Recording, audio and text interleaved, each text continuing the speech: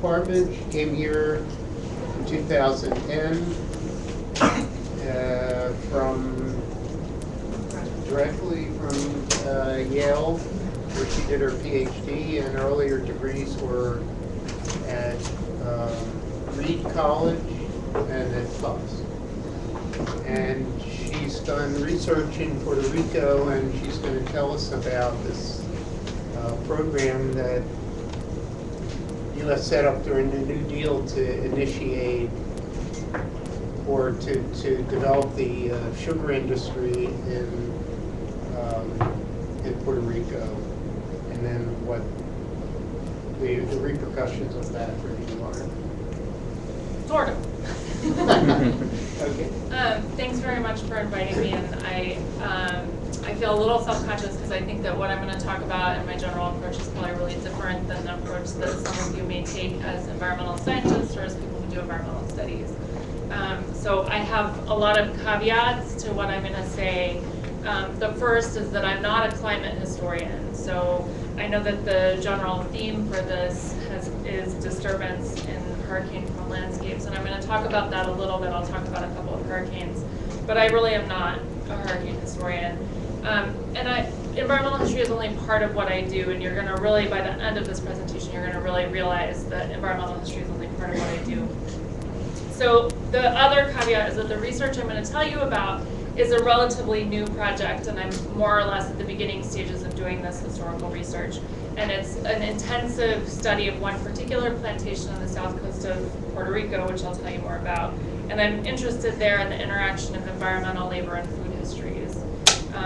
But there's a particular case study of how this plantation evolved in the 1930s, so in the middle of this economic crisis. So before I tell you about that, I'm going to give you a little teeny bit of my background, partly because I think this might be interesting to people who are in environmental science, or maybe not if it's interesting, who knows. So I was an undergraduate history major, and I graduated from college longer ago than I'd like to admit.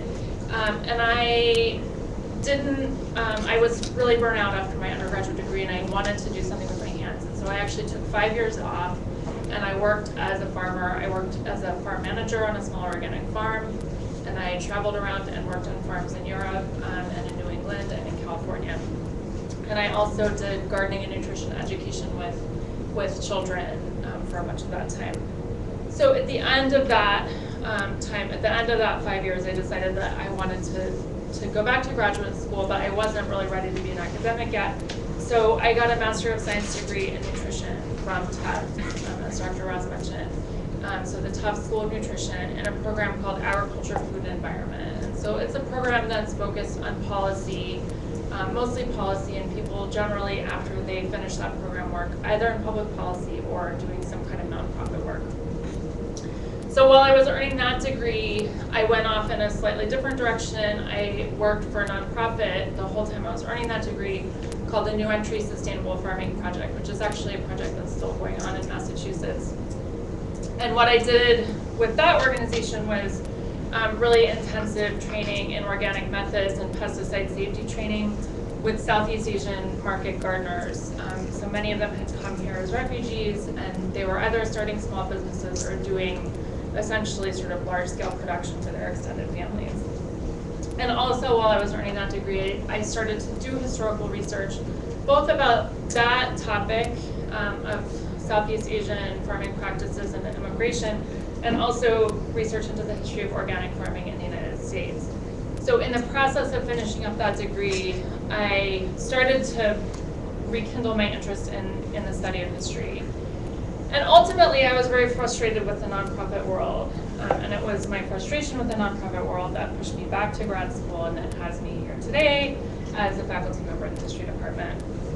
So I've continued to be interested in many of the same questions that I was interested in as an undergraduate and as a graduate student the first time around. So questions of sustainability, agriculture, food production, food consumption, labor and migration are all questions that animate my research. But I use historical methods to consider these questions. So I guess I've sort of moved from an approach that maybe is similar to what some of you have to the approach that you're going to hear about shortly. So I want to just kind of in a nutshell give you a sense of what I like about the historical approach and what I like about historical analysis.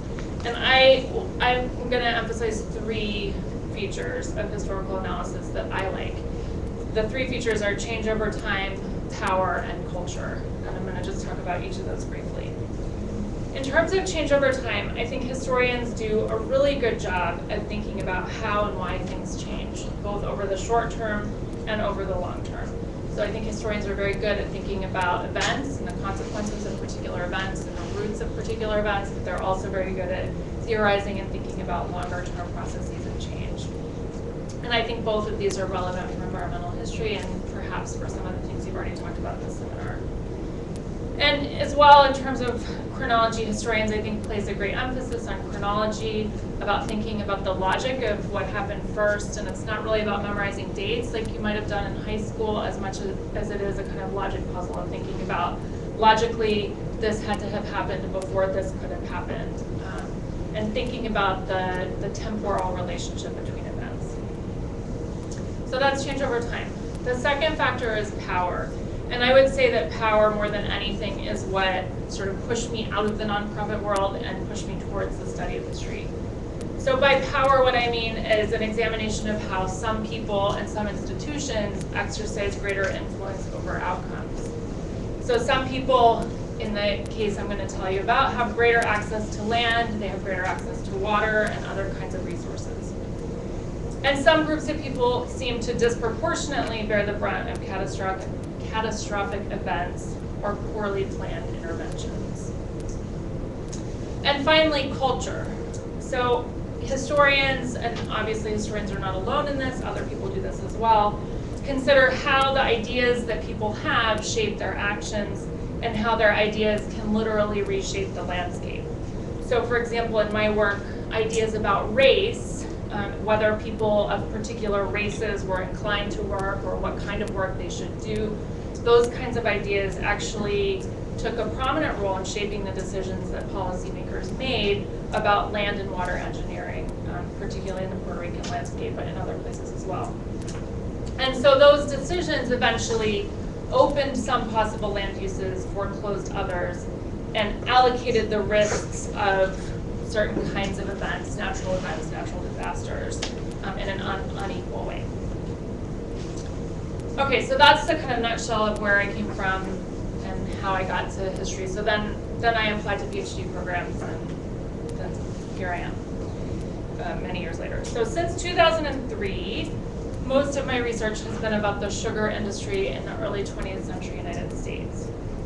So I use sugar to compare policies that the United States implemented in each of the new island territories that it acquired in 1898. So my research begins in some ways in 1898. So I'm especially interested in trade and labor policies and also irrigation and dry land reclamation policies, all of which supported the creation of the temperate climate beet sugar industry in the Rocky Mountain West, California, and Michigan. And in addition to these factors, which I traced from 1898 through the late 1930s, my book also, which I'm in the process of finishing, my book also describes how people came to eat so much sugar in this same period. And so I argue that there's a relationship between the kinds of policies that people implemented to produce the sugar and the kinds of ideas that people had about what it meant to eat the sugar. But I'm not going to talk about that today. So I sort of have been playing a little bit, but not super much, with this idea of presses and pulses that I think Dr. Ross has framed some of this class with. To use that terminology, which is not terminology that I had used before, much of what I study I think would be called a press in the form of cumulative political economic decisions and policies that have reshaped land use practices and consequently ecosystems, primarily but not exclusively through hydraulic engineering and agriculture. So political economic factors that develop across a long period of time have shaped the vulnerability of particular landscapes and people inhabiting those landscapes. And again, this is kind of a theme that will come up again, that risk is not allocated equally in the this is something I really found in my research on this plantation in Puerto Rico in the 30s. Okay, so what I'm going to do now is just briefly describe 2 hurricanes that affected Puerto Rico in the period that I look at. And then I'm going to spend the rest of the time that I'm talking summarizing the research that I've done about this plantation and noting some places where that history intersects with those hurricanes. And so as you listen to this, I invite you to think about how my approach might be different from the approach that you take in your other classes or from an environmental studies or an environmental science program, and to think about what kinds of questions I'm asking, what kinds of evidence and sources I'm using, and how that's alike and different, what kinds of different questions might you ask from a different disciplinary perspective.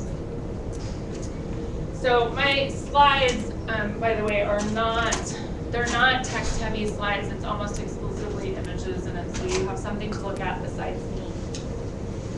Okay, so in 1928, the hurricane of 1928 that is famed, oh thanks, so you have to look at this, you can't see me anymore. Okay, so this is the same hurricane that emptied Lake Okeechobee in 1928. I double-checked on that, and so the arrow is pointing to Puerto Rico. So it's an incredibly destructive hurricane.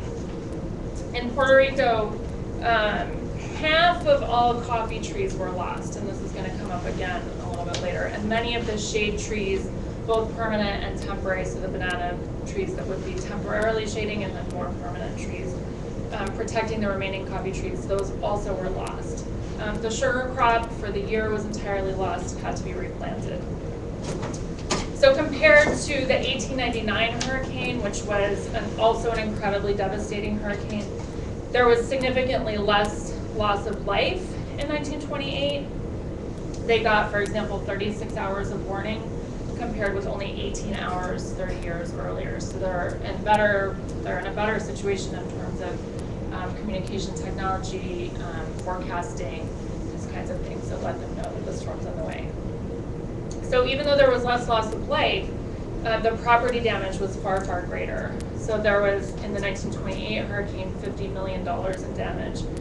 And it hit, as I mentioned, hardest the independent coffee farmers. And really the coffee industry in Puerto Rico was, at least in the period that I look at, never substantially able to recover from this. And then again in 1932, 4 years later, so this is after the Great Depression has already started, there's another hurricane that hits Puerto Rico, and it's a little bit more limited in its damage, or rather, it's a little bit more limited in the area that it lands. But it still does $20 million just in agricultural property damage alone. So the sugar industry losses were estimated at $11.5 million, and the coffee industry lost another almost $4 million worth of property damage. So as I'll describe shortly, these hurricanes had social and economic consequences that really played out in particular ways because of the long-range historical developments that were taking place in the sugar industry in Puerto Rico and the sort of U.S. sugar empire, as I call it, on the whole. Okay, so now is where I'm going to really veer off course from hurricanes. And that pun was totally not intended. Okay, so this is an image of the Lafayette project, which is what I'll be talking about. So Spain ceded Puerto Rico to the United States after the conclusion of the Spanish-American War in 1898. At the same time, they ceded the Philippines. They relinquished control over Cuba. The United States annexed Hawaii at the same time. So this is a number of different sugar-producing islands that come into the sphere of U.S. influence in 1898. For decades afterwards, the United States, policymakers in the United States debated how best to manage these territories and whether they should be incorporated on equal terms with the states. And of course, people in each of these places have their own ideas about, and their own interests about how best to make use of their resources, including land and labor. And so there's a sort of ongoing debate about what the best way to sort of modernize and increase productivity in each of these islands. And many people agree that sugar really offers the best prospects for modernizing and developing each of these islands. People are very hopeful about this industry. So by the 1930s, at the point that I eventually will loop back to, much of the landscape in Puerto Rico had been engineered by US policymakers and businesses for the purpose of growing sugarcane. So one of the most significant factors that shaped land use was the sugar tariff. And this is maybe not a factor that you normally would consider, but trade policies, I think, actually have broad consequences, not just in this case, but in many other cases for land use decisions.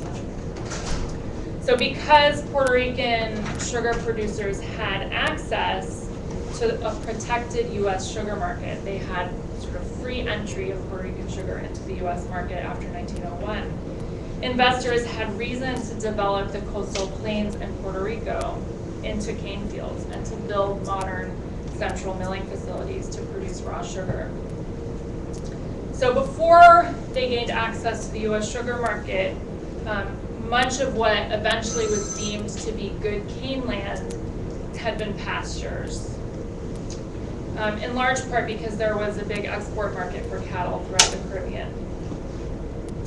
So at the same time that Puerto Rican sugar got these a really good deal on tariffs entering the U.S. market, also colonial administrators began to impose new land taxes that disproportionately affected small farmers who were up in the hillsides producing tobacco, producing coffee. So as people are unable to pay their land taxes, they're increasingly pushed off of those small farms, they're pushed down into the coastal plains, and they're seeking wage labor on sugar plantations. So over the first decades of US rule in Puerto Rico, we see a pattern of larger and larger land holdings and more wage labor. And at the same time, and this is one of the things I find quite interesting, is that there's this persistence, and I think it's not incidental persistence, of subsistence agriculture, small-scale coffee and tobacco production up in the hillsides, right? So the island is, the center part of the island is really mountainous, and so the sugar section is like about 4-mile strip around the outside of it. So many families piece together their livelihoods by combining seasonal wage labor on sugar plantations with these other activities carried out on land that would never be suitable for sugarcane. So that's the sugar tariff. Another important factor in creating a landscape dominated by sugar were substantial government investments, both by the Puerto Rican insular government, so the island's own government, and the US government, substantial investments in irrigation infrastructure. So good cane production required steady year-round moisture. But Puerto Rico's south coast, which had plentiful alluvial soil, so these nice flat soils that are ideally suited to growing cane, were dry for half of the year. So sugar planters there really wanted these extensive irrigation works, much more extensive than what had been developed under Spanish colonial administration, and they asked the US government for help in creating this infrastructure.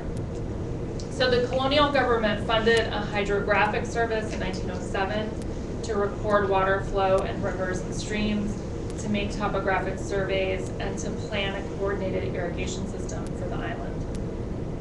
They also authorized $3 million in bonds to build an irrigation system under the supervision of the US Reclamation Service. So their first major project was completed 6 years later in 1914. And it's the Patillas Reservoir, which lies sort of north of the plantation, the Lafayette plantation. The Patillas Reservoir was a water storage lake and a canal system designed to bring 35,000 acres of flat alluvial soils under irrigation in territories primarily owned by the Lafayette Sugar Mill. And I will just mention briefly, though I don't go into it, but it's owned at this point not by the U.S. government, but by some French landowners who live partly in Paris and partly in Puerto Rico.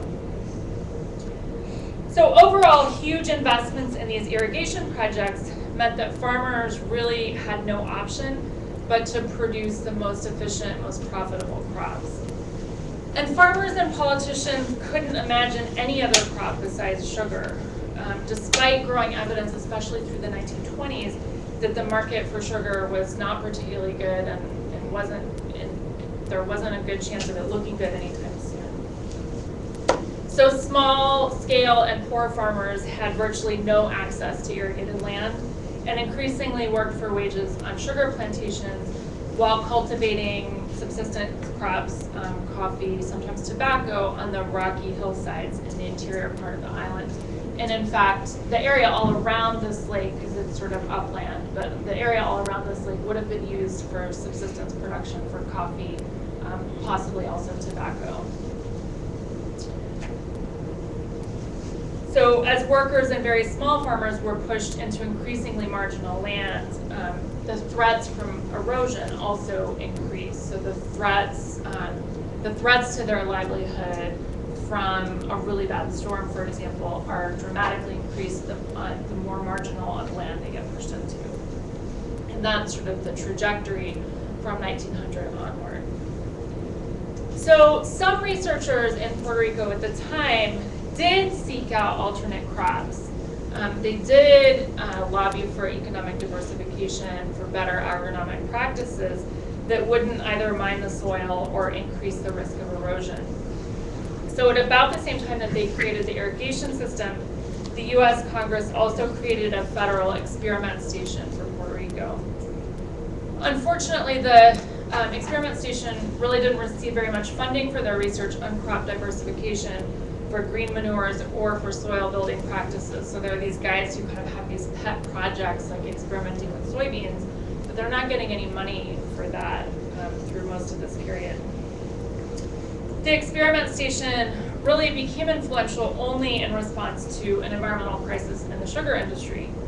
So during World War I, a mosaic virus rapidly infected cane fields throughout the Caribbean, the mainland, and Pacific Islands. So it was a worldwide outbreak, and it dramatically reduced yields, not just in Puerto Rico, but elsewhere. And it spawned a massive global research effort, coordinated among public and private research stations across the colonial world. So, seeking new cane varieties, agronomists embarked on an aggressive program of plant exploration. What was the pathogen, by the way? See, this is a question. Oh, all right, that's all right. Don't worry. I don't want to interrupt the flow of your presentation. I can't remember, but I have it written down, so I'll tell Okay. you. Okay, so they embarked on this aggressive program of plant variety research, trying to find a cane variety that was resistant to this. It was a mosaic virus. I don't know specifically. Mosaic virus. It was a mosaic virus. So cane breeding and variety testing. So even though the Puerto Rico Experiment Station had long advocated diversified agriculture, they really only got substantial funding and personnel for research that really benefited these sugar mills. And the cane variety research initially was aimed at finding disease-resistant sugar canes, but it very quickly evolved into a program to develop highly productive varieties that were suited to local environments. So the cane breeding program ultimately succeeded not only in reducing the prevalence of the mosaic, but also dramatically increasing the sugar yield per acre and per ton. So by the 1930s, the experiment station was providing cane plantations with large quantities of disease-resistant, high-yielding seed cane. So they really, they're quite instrumental, despite their best intentions, in shifting the production regime in this way that contributes to the overproduction, which I'll talk about in a minute. So finally, they do get some additional funds in 1934 for crop diversification and for some of this other kind of sustainable research that they've been trying to do, but it really never is anything compared to what they get for sugarcane, even through the 1930s. Okay, so this is cane variety research, generous irrigation subsidies, and sort of investment in infrastructure, protective trade policies, all together created what I would call an industrial landscape, stimulated sugar production in Puerto Rico.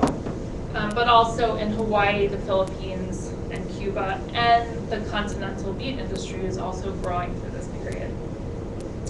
So through the 1920s, sugar production continued to increase, prices continued to drop. They're sort of in free fall through the 1920s. And the US Congress repeatedly raises the sugar tariff in this effort to try to keep sugar producers afloat, but ultimately it really ends up making the problem worse, and that's a topic for another talk. Okay, so by the early 1930s, this is Henry Wallace, the Secretary of Agriculture under Franklin Delano Roosevelt, so during the New Deal. And I love this image because of his oversized hand, and he's holding each of the major sugar producing areas that participate in the U.S. market in his hand. And it really shows, this is, I think, how many sugar producers perceived the power of the USDA in this moment. Like, they have this incredible power and they could just sort of smush them if he decided to close his fist. So they feel incredibly vulnerable, and it is the condition of the world market as much as it is Henry Wallace's power. So by the early 1930s, people were pretty genuinely convinced that the tariff system had failed. So during Franklin Delano Roosevelt's New Deal, policymakers tested out a whole bunch of new ideas about how to manage the sugar market to help protect farmers. And really, I think this is their stated, and I mean, I think it is their genuine goal in many respects, is to protect farmers and to help farmers who are suffering and have been suffering from the economic depression for much longer than the rest of the country. So the New Deal sugar program was designed to respond to this global crisis of overproduction, sugar overproduction. So it was coordinated through the Agricultural Adjustment Administration, which was an agency of the USDA. The New Deal sugar program aimed to curtail overproduction and especially targeted Puerto Rico and the Philippines for reasons that I'm not going to go into, but I can if you're interested at some point, in favor of continental sugar producers and in favor of Cuba. And I'll just briefly say that there was a revolution in Cuba in 1933, and so political stability in Cuba was very high in people's minds, and they wanted to assure a market to Cuba in order to try to maintain economic and thus political stability. So they designed a system of production quotas that limited imports and sales from all of the sugar supplying areas, so each of these little guys who's in his hand, from all producers, whether foreign, territorial, or domestic. And in exchange for farmers agreeing to these, and mills agreeing to these voluntary production limits, mainland farmers would get benefit payments funded by a processing tax that they applied to sugar. It's a really complicated program, actually. And in Puerto Rico, the processing tax, which was also charged against the sugar, was meant to be diverted into projects to diversify agriculture. So some of the money for this Lafayette project that I'm going to talk about comes from this. And so it ends up really not getting spent on diversifying agriculture despite their original intentions. So because the island's status as an unincorporated territory, so the kind of weird political status within the United States sort of political system, the USDA had a lot of flexibility in determining what Puerto Rico's sugar quota would be. And they ended up really implementing a very harsh sugar quota so that there was a dramatic limit to the amount of sugar that Puerto Rico could sell in the United States market. So the program went into effect in the 1934-1935 crop season, and the quotas for what they were allowed to import were based on the average production from the 3 prior years. So you'll recall that in 1928 and 1932, there were devastating hurricanes that had virtually wiped out the crop in Puerto Rico. So the calculation for the quota that they got for how much sugar they could import was based on at least one production year in which there was virtually no production, and at least one other production year in which they were still recovering from an incredibly devastating hurricane. So the quotas are extra low because of the hurricane had reduced the crop. and the industry had only begun to recover. And as well, as I pointed out, the coffee industry had collapsed. So the coffee industry, as I mentioned briefly, coffee was produced primarily by independent small farmers. And so as they lost this source of income, many of them went off the land looking for wage work on sugar plantations. So you have a situation where government policies over the long run have resulted in the most productive land being controlled by a single industry and a single crop. You have the most vulnerable, the most numerous members of this society disproportionately affected by natural disasters. Their only recourse is to seek work in the sugar industry, which is facing its own crisis, in part because administrators haven't taken into account the hurricane losses in their quota estimates. So you've got more people looking for work at a time when there's less work to be had because they can't sell the sugar that they make. Okay, so in January 1937, the Puerto Rican politicians, farmers, and representatives of mainland New Deal agencies gathered in Arroyo, Puerto Rico, on the southern coast to inaugurate the Lafayette Sugar Cooperative. This was a new government-owned cooperative sugar endeavor. The mill was purchased from the French citizens who had owned it since at least the 1870s. And the idea was that it would be supplied with sugar cane grown by small farmers and workers, organized into these land cooperatives that I'll describe in a minute. So this project was unprecedented, I think, in many ways. It was originally conceived 3 years before by a Puerto Rican agronomist named Carlos Chardon, and it was conceived as a means to solve the island's problems of poverty and dependence on sugar.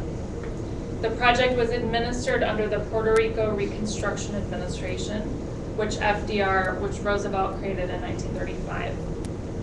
The goals of this project, like other New Deal agricultural programs, were to stabilize production, to improve rural standards of living through electrification, income-generating projects, and to build infrastructure, do forest and rural conservation work where applicable.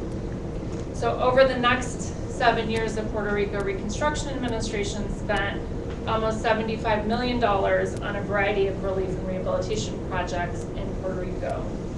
And the sugar program was only one of those, but ended up, I think, despite their intentions, ended up being one of the most extensive. So this is the employees of the Puerto Rico Reconstruction Administration, and I love this image because they're have this giant image of the island, and they're standing around it, and it's like this kind of faith that they can control it almost. Like they just see it as this game board that they can play pieces on.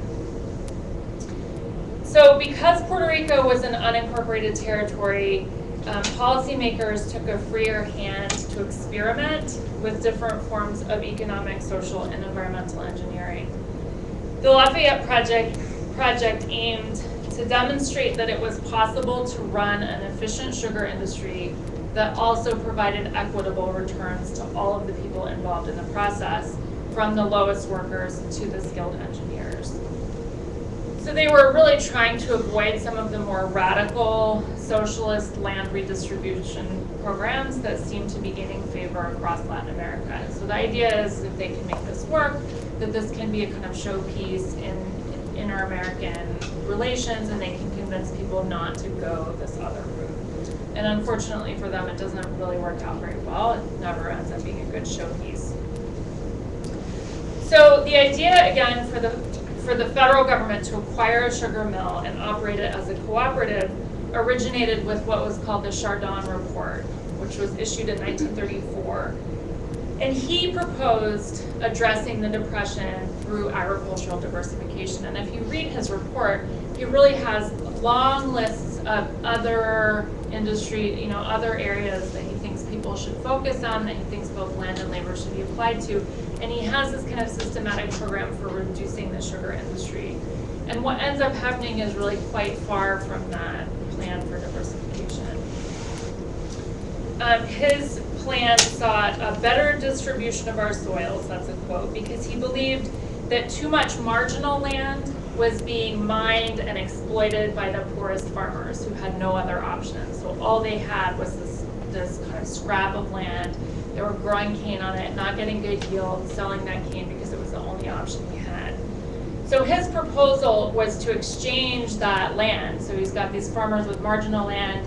He wants the government to buy this good land from the Lafayette Mill that's owned by these French people and exchange the bad land for the good land. So he's still got these same small farmers. They're going to be growing cane in the same way they always have, but on better land.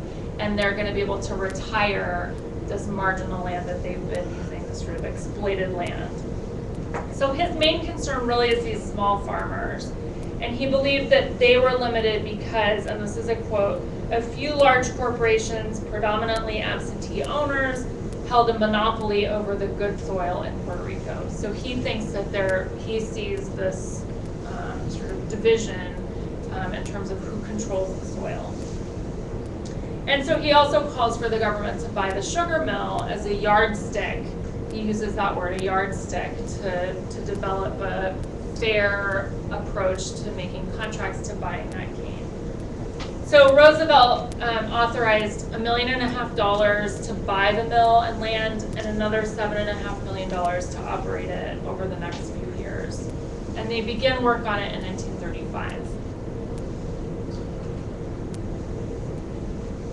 So given that there was such a small sugar quota and that everyone pretty much seemed to agree that the island was already too dependent on sugar production, I went into this research wondering why they'd invested so much time and money into reforming a sugar plantation. And it sort of didn't make a lot of sense to me.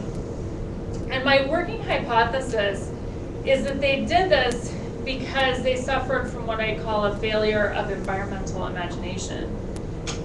When they looked across the Puerto Rican landscape, they looked across these long vistas, so this is this group of Puerto Rico Reconstruction Administration officials pulled off to the side of the road looking out over one of these alluvial plains where sugarcane is grown. So when they look across this vista, they could really only imagine sugar. They couldn't reimagine this land in the coastal plains being used in any other way because it had been developed as a productive infrastructure tailored only to sugar. So they could imagine changing the terms of the contracts. For purchasing the cane, they could imagine public ownership of a mill. They could imagine cooperative ownership of the land. They could imagine improving soil fertility by requiring people to apply fertilizer. They could imagine reducing erosion. And they could even imagine some limited experiments in the upland areas with minor crops, crop rotations, and other kinds of sustainable practices. But ultimately, they just couldn't see that there was any other efficient use of this soil and water machine that had been made to produce sugar. So the planners implicitly understood that the island's flat, green, irrigated cane land was an industrial landscape, as I called it earlier. So the extent of human intervention that had shaped the good cane lands, as they called them, came to seem like a force of nature in its own right, and not one that was open to re-engineering. So the conflicting demands between their desire for rural rehabilitation and their desire to grow an efficient, high-value crop really came to a head in debates over how they should distribute the good cane lands. So early on in the project, there were two schools of thought. One was essentially what Chardon had laid out, right? This idea that you're going to take the good cane land, take the marginal lands that these small farmers are growing their cane on, swap it out for good land that they've just purchased with the mill. They're going to be able to retire that marginal land and put it into some kind of either pasture or some kind of regenerative crop.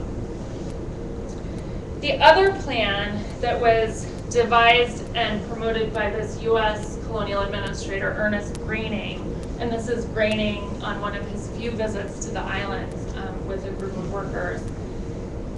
So Graining had almost no experience in the islands.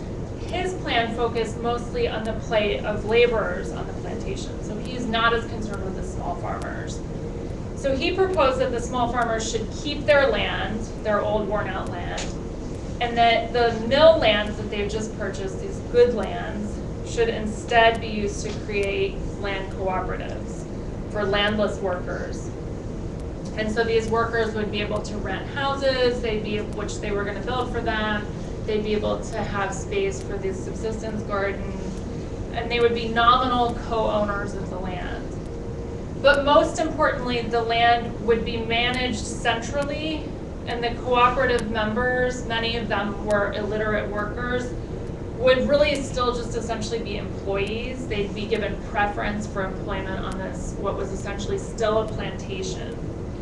So this is a way that they imagine that they can try to redistribute the benefits of the industry, but also maintain the centralized control that they think is necessary for efficiency. So basically, he didn't trust anybody but these central administrators to make efficient use of good cane lands. So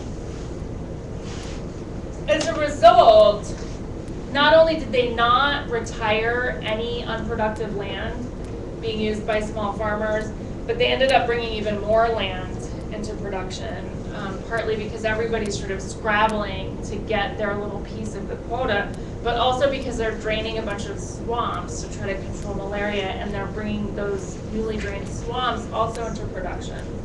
So this is precisely the moment where the sugar quota is really low. They need to be reducing acreage, reducing productivity, and the Lafayette Project ends up stimulating additional production.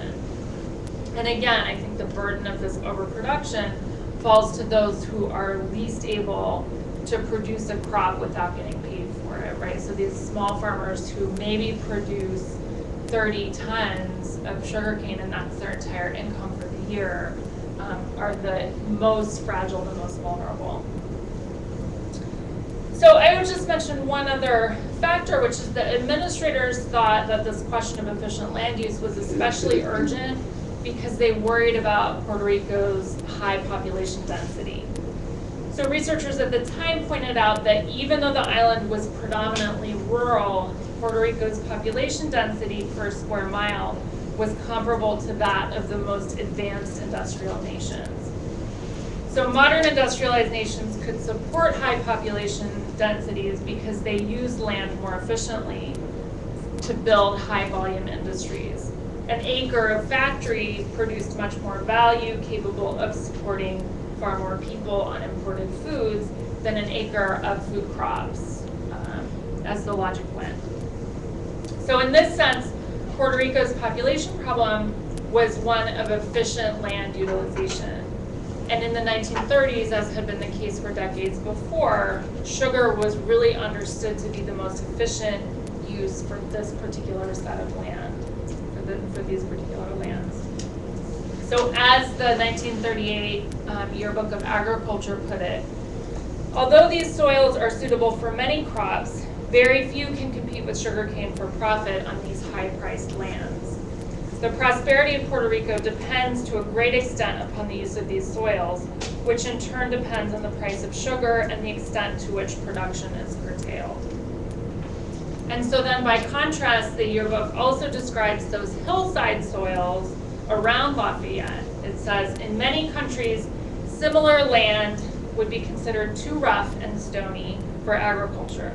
But the population pressure is so great in Puerto Rico that thousands of people are forced into the steep hills in order to raise subsistence crops to supplement the wages received from sugar centrals.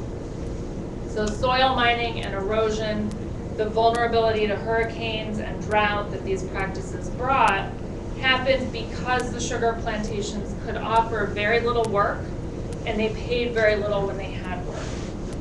So the sugar industry depended on their workers having access to subsistence agriculture in the hillsides so that they wouldn't starve, so So the sugar plantations, in some sense, were as dependent on those marginal soils as they were on the alluvial soils in which they grew cane. Extremely high value land and extremely marginal land were sharply defined, and they were mapped onto the social conditions of working class Puerto Ricans. So just to briefly tell you what happens with this, the project essentially fails. So they end up doing the program that Ernest Graining proposes. They make these land cooperatives. The land cooperatives lose tons of money. The farmers that they put on those land cooperatives start out really in debt. They have no sugar quota virtually, and so they're not able to sell much of what they produce. They have a much greater capacity. So people end up really almost as destitute, in some cases more destitute than they were when it started. The mill cooperative was a little bit more successful, so they do a little bit better in terms of buying cane from the local farmers. But essentially this doesn't become a model for anything. And as a matter of fact, as I have read through the archival records about this case, the management of it has given me flashbacks to my own time in the nonprofit sector, because they just continually sort of have these snowballing bad decisions that are based on assumptions that seem like they're not always accurate assumptions. So eventually they end up selling those good cane lands back to the small farmers, much as they proposed to do in the beginning. And they're just as unhappy at that point, because they feel like those small farmers aren't doing an any better job with efficiently producing sugar on those lands. So it's ironic that at the same moment that colonial administrators are finding the will to undertake this kind of dramatic effort to restructure the sugar industry, that they also are having these severe legal restrictions on their ability to produce sugar. And so, I mean, I think both of those programs, the sugar quotas and the mill program, are evidence of the same kind of moment where planners think that they can make decisions from afar, that they can reshape an entire industry and economic system from afar without really considering the factors on the ground. And they end up really making bad decisions. So, ultimately I think the goals for those two projects really came into too much conflict and couldn't be reconciled on the ground. So even though administrators had tried to address systematic inequalities in access to resources, they underestimated the extent to which those inequalities were rooted in the landscape that was designed for those particular social relations of production. They simply couldn't imagine another way to efficiently use that land, since it had been designed for this kind of centralized process of production. And so as a result, this was a really top-down project that replicated the organization of most of the private mills, both the good and the bad features of that, or more of the bad features and none of the good features in some ways.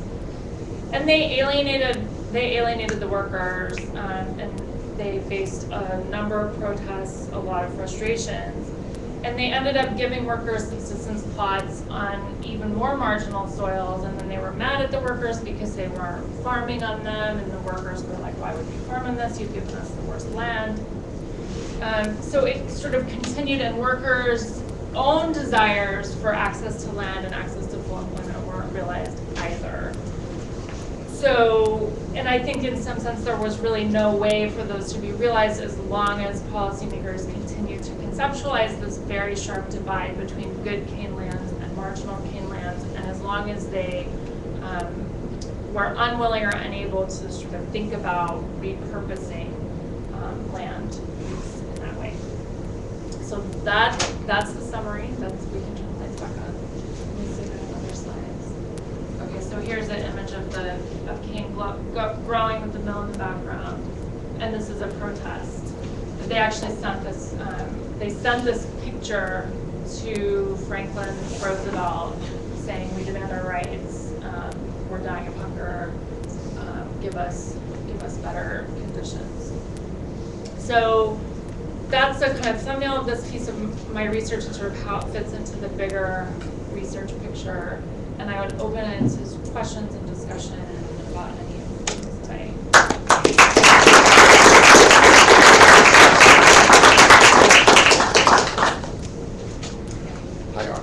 How much are you, or have you started to sort of carry this forward in time? Because as you know, I mean, I'm first going to refer to, I'm in the Earth and Environment Department, but I'm an anthropologist by training, and so Julian Stewart's The People of Puerto Rico, 1950s research, which was a deep look at coffee and sugar and some other sectors of the Puerto Rican economy. And I'm remembering from reading that decades ago that I guess stuff since then. That was sort of the beginning of large-scale agricultural abandonment and the beginning of migration to New York City. And then for decades after that, large-scale forest recovery in Puerto Rico. And Puerto Rico has now entered the ecological literature with people like Ariel Lugo, I think along with New England, as sort of being one of the examples of forests grow back. You know, you abandon them and you get mature forest, different species composition and all that, but big mature forest with lots of ecosystem services again. So I don't know if anybody's captured that whole sweep of the environmental history of Puerto Rico. I mean, not that I'm aware of, but I think that's exactly right. And this moment that I'm writing about here is exactly that transition moment, because the next set of economic policies that people really come up with, the next sort of different thing that people come up with is Operation Bootstrap, where there's this attempt to encourage light industry, to encourage various kinds of industrialization on the island, which is paired with an effort to encourage migration to the mainland. So they're sort of right on the cusp of that. This is the moment where it's like the last attempt to revive the sugar industry, or to see if they can have a kind of agricultural base to the economy. And then, so this continues to operate through World War II, and actually there's a bunch of profits get plowed into the Puerto Rican government from, I believe it's actually from an excise tax on rum during the World War II, and they use those profits to push this kind of industrialization agenda and really move away from agriculture. So basically, like nobody really can conceive of a different use for this land until they abandon it for agricultural purposes, and it becomes both a touristic landscape but also an area for forest regrowth. And the Stewart project that you're mentioning so that takes place, like Sidney Mintz, who's a kind of a well-known author who's written about the history of sugar, arrives about 10 years after this, also on the South Coast, not to this particular plantation, but to the same region. And he's writing in that, so he writes about the class relations of Puerto Rican sugarcane workers, very much in the same, like he's grappling with these same questions in that early research. I'm not sure if that addresses the question. So I myself have not continued that environmental history across the long stretch, but I think that work is there to be done, to think about the historical origins of Puerto Rico's contemporary forests. I'm sorry, so how much of that lowland area that was historically occupied by sugar is now still occupied? I assume there's still some sugar production in Puerto Very Rico. little sugar production. I mean, there is still some sugar production, but much of this, a lot of those big swaths of land that you can see in those images are not occupied by sugar. And last summer when I drove through, a lot of it's not forest, because it wouldn't be forest. That's not part of the succession. So is it housing now? A lot of it is suburbs? Some of it is housing, and some of it is like sort of swamp. It's a mix of species. It's not the original, certainly not like the original grassland, or I think in some areas it's a mangrove species, but it'll be like a kind of a mix of invasive species and other kinds of stuff. So there's plenty of unused land. I was going to say the same thing. I was there in Puerto Rico, that part of Puerto Rico a couple of months ago. That's what I was told. Former sugarcane land, majority of that land is just vacant now. There's nothing is happening there. But it's sort of scrub, sort of Right. difficult Yeah. conditions Yeah. for forest recovery. wasn't competitive with Cuban sugar, including U.S. produced Cuban sugar in Cuba either. That was a problem for the industry there. What's your view on that? Well, in the period that I look at, in the cost of production, and they spend a lot of time talking about the cost of production in this period, the cost of production for sugar in Puerto Rico is higher than the cost of production in Cuba. And they attribute that in part to U.S. policies, so for example, U.S. labor and migration policies that limit, sort of create a more restrictive environment in Puerto Rico that don't apply in Cuba. They have all kinds of other theories about why that is, but it really never is. Cuba just is consistently the cheapest place to produce sugar, and so Puerto Rico is competitive against Cuban sugar, but only because of U.S. tariff protection. It's only competitive against Cuban sugar because of particular policy interventions, and if those policy interventions hadn't been made very early on in the period of U.S. rule, it's quite likely that a different set of, a different patchwork of agriculture would have emerged in Puerto Rico. So I'm just looking at this picture, and from my interpretation is, in 1939, everyone's gearing up for World War II, basically, and resources are in such high demand. Whereas Puerto Rico just largely ignored from this effort, or why wouldn't they be selling a lot of sugar? Yeah, I mean, there was a very brief moment right when World War II, so the United States didn't enter World War II until 1941, the very end of 1941. So there's a very brief moment in 1939 when the European War starts, where there's kind of a rush on sugar and people think that the prices are going to go up. And they actually abandoned the quota system for a period of a couple months. And that pretty much just disappears, and they reimpose the quota system, and there's not a shortage of sugar really until the U.S. actually enters the war in 1941.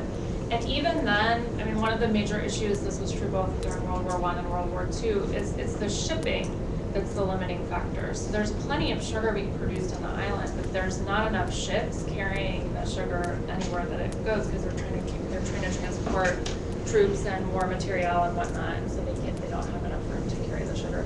So there's a period of time where Puerto Rico's got all this sugar, and people are short of sugar on the mainland, and they can't sell it, so people are eating a lot of sugar on the island.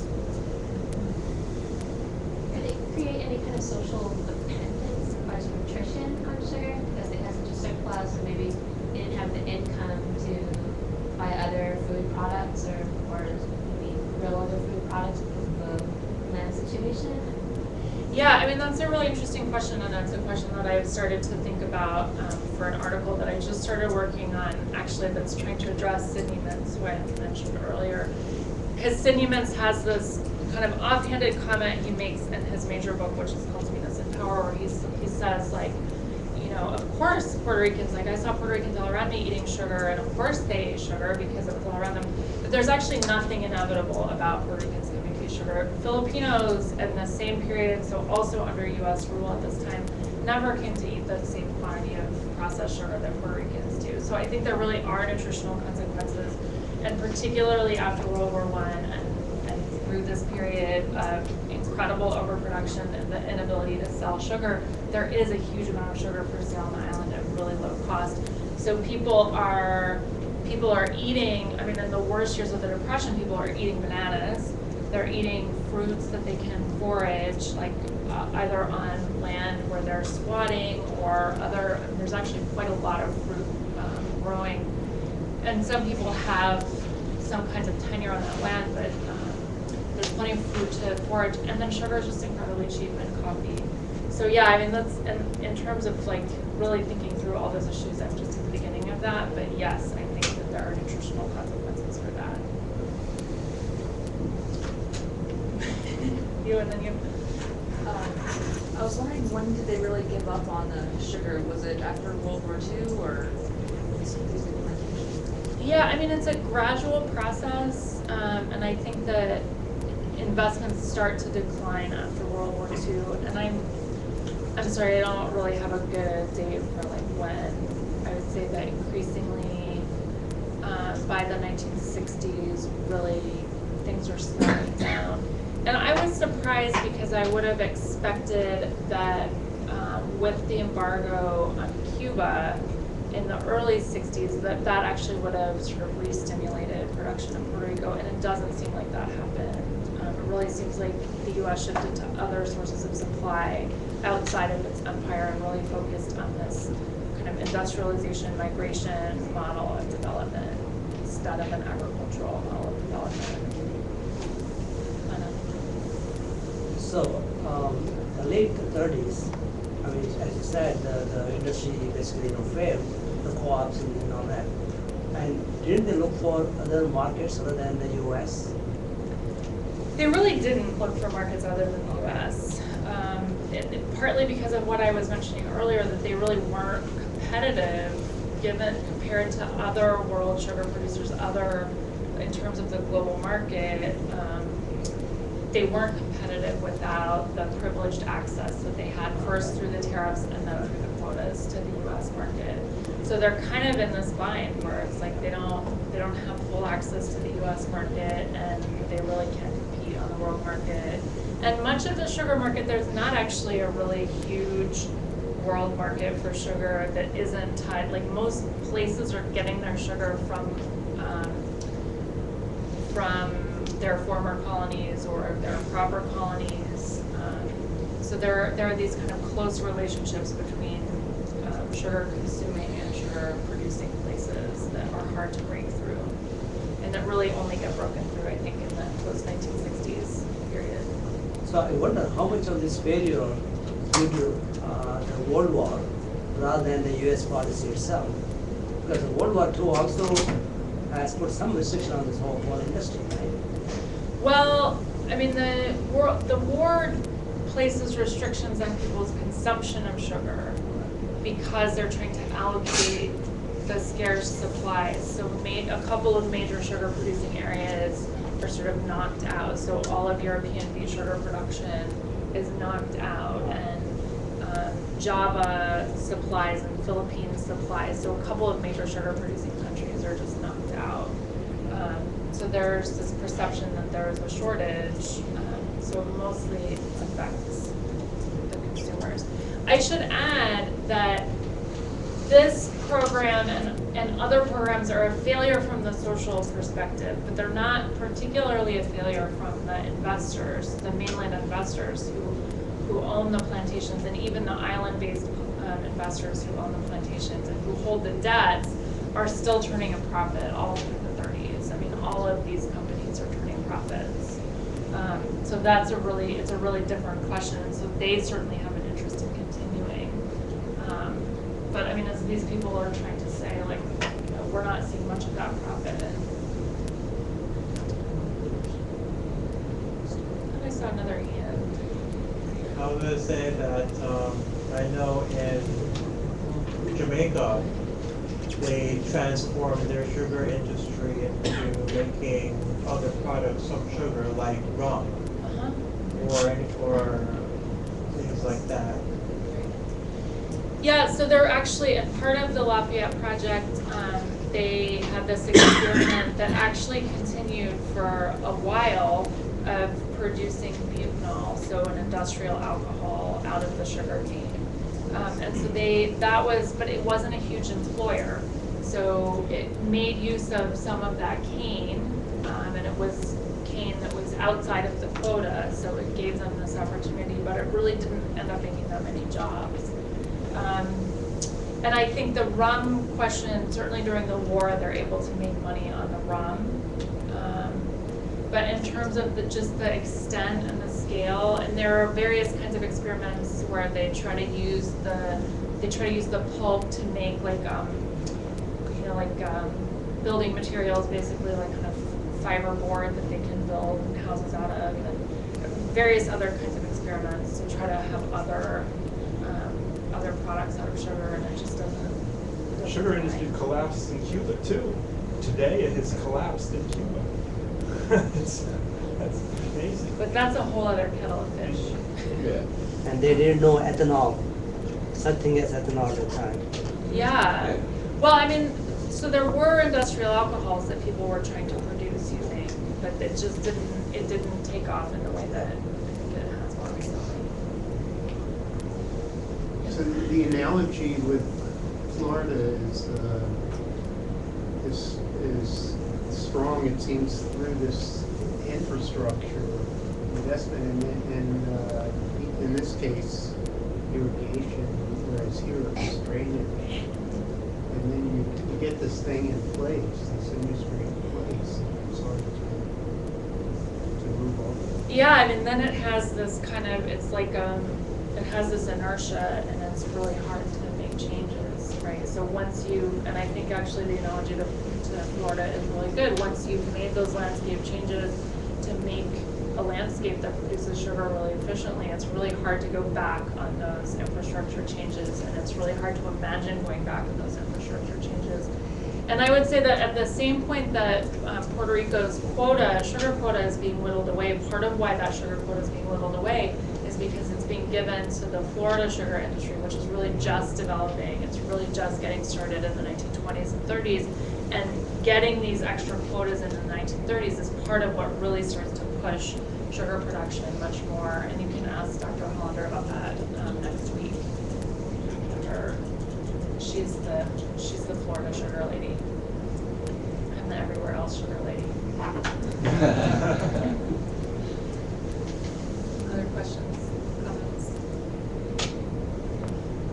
So I'm curious, like my question that I asked you guys, like what different kinds of questions would you ask of this same material? I mean, is this completely far afield from the sorts of things that you think about, or what kind of resonance does it strike? Yeah. Well, people looking at the Lake Okeechobee area, agricultural areas, are looking at the effects of the sugar industry. So I'd be curious here if there were similar effects, like you talked about, I think the damming to create that reservoir, and then what happened when the landscape was returned to more native state. So what's going on with the soil? Right, so I guess those would be questions about like species mix maybe, and soils, erosion, those sorts of questions. Yeah, I mean, I think some of those are questions that I could answer with historical sources. Some of it's a matter of sources, but 20th century history, there's usually more sources than you know what to do with. And so I think between photographs and like closely examining photographs, and then also there are soil surveys that are being conducted through the 1930s. This is one of the things they put money into. So some of those questions about the consequences of their interventions in terms of the environment, I think. In the case of the Everglades agricultural area, water quality issues and impacts on the Everglades management plan. Yeah. So following up your question, one thing I was wondering is if hurricanes increase in frequency, would agricultural islands be possible to exist?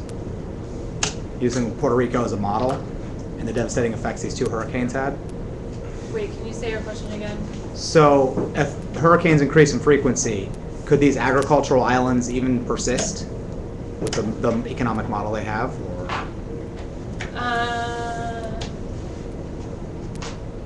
I don't know. I mean, that's a good question. I mean, I think at this point, Puerto Rico is not dependent on this kind of agriculture, and so it has a different set of vulnerabilities than it did in this period. So I guess maybe that's part of the question, is that maybe in the long run, the vulnerability to natural events does actually exert some kind of influence over economic, sort of big scale economic and political arrangements. I think that's a good question. I mean, there are some statistics. Right now, they say almost as many or more number of Puerto Ricans are outside Puerto Rico. So there has been a huge migration in the recent time. Okay. Of course, with the increase in the frequency of hurricanes and more frequent destruction of agricultural infrastructure as well as industrial infrastructure, that migration rate could go up. Right. Yeah. So that also may be true during that period. After that the collapse of the sugarcane industry, I'm sure a number of people may have left the island, the 40s and 50s. Yeah, I mean, people were leaving the island already beginning in the 20s. really begins to pick up in the 40s. And well, it's a really intentional policy decision, but what the relationship is between that and the sort of the long-term trajectory of the sugar industry and the frequency of hurricanes is a good question and one I don't have an answer for. Thanks. Other questions?